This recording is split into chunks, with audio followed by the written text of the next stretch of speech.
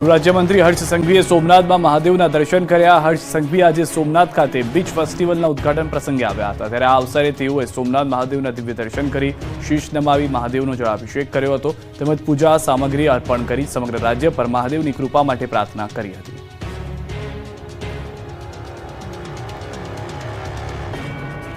રાહુલ ગાંધી પર અર્જુન મોઢવાડિયાનો પ્રહાર તો અમિત ચાવડાએ કર્યો પલટવાર।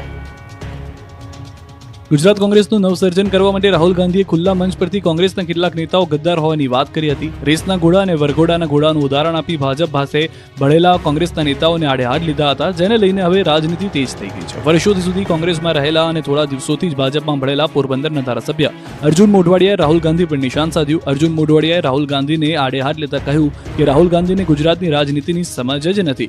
રેસના ઘોડા અને વરઘોડાના ઘોડાની રાહુલ ગાંધીને ખબર નથી। આટલા વર્ષે રાહુલ ઘોડાઓ વચ્ચેનો તફાવત સમજ્યા નથી। ઘોડા બરાબર છે પણ અશ્વારને ખબર નથી પડતી। બીજી તરફ મોઢવાડિયાના પ્રહાર પર કોંગ્રેસ નેતા અમિત ચાવડાએ પલટવાર કર્યો, કહ્યું કે જે રેસના ઘોડા છે તે જ કોંગ્રેસમાં રહેશે। લગ્નના ઘોડા પાર્ટી છોડીને જઈ ચૂક્યા છે। ઘુડખર અભયારણ્યના નમૂના પાર્ટીમાંથી ગયા। જામજોધપુરના ધારાસભ્ય હેમંત આહિર ટી શર્ટ પહેરીને આવતા ગૃહમાં ન મળ્યો પ્રવેશ। વિધાનસભાનું સત્ર ચાલી રહ્યું છે ત્યારે જામજોધપુરના આમ આદમી પાર્ટીના ધારાસભ્ય હેમંત આહિર જમીન માપણીના વિરોધને લઈને ટી શર્ટ પહેરીને ગાંધીનગર પહોંચ્યા હતા, પરંતુ ટી શર્ટ પર ખોટી જમીન માપણી રદ કરો વાળું લખાણ સાથે આવ્યા હતા।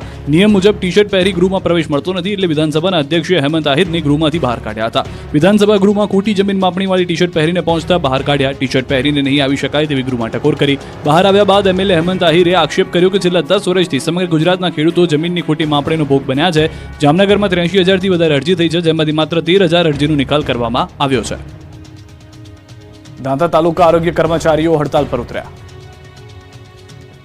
બનાસકાંઠાના દાંતા તાલુકાના આરોગ્ય કર્મચારીઓ અચોક્કસ મુદતની હડતાલ પર ઉતર્યા। 126 જેટલા કર્મચારીઓએ પોતાની પડતર માંગણીઓને લઈને મેદાને આવ્યા હતા। મોટી સંખ્યામાં કર્મચારીઓએ ભેગા થઈને હલ્લાબોલ કર્યો હતો। દાંતા તાલુકાની 10 જેટલી પીએચસીના 126 જેટલા વર્ગ 3ના આરોગ્ય કર્મચારી, જેમાં FHW, MPHW, MPHS જેવા તમામ કર્મચારીઓએ પોતાની પડતર માંગણીઓને કચેરી ગજવી હતી।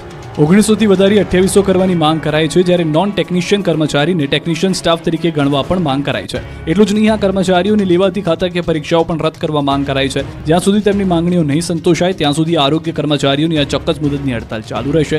અચોક્કસ મુદતની હડતાલ પર ઉતર્યા છે। પરિણામે દર બુધવારે આદિવાસી વિસ્તારમાં બાળકો તેમજ સગર્ભા બહેનોને કરાતી રસીકરણ માટે ભારે હાલાકીનો સામનો કરવો પડ્યો। જો કે આ બાબતે તાલુકા આરોગ્ય અધિકારીએ કહ્યું કે હાલ તબક્કે નેશનલ હેલ્થ મિશન તેમજ કોન્ટ્રાક્ટ બેઝના 15 જેટલા કર્મચારીઓ આ રસીકરણની કામગીરી કરશે। તેઓ એક બુધવારના બદલે સતત 3 દિવસ સુધી રસીકરણની કામગીરી કરશે।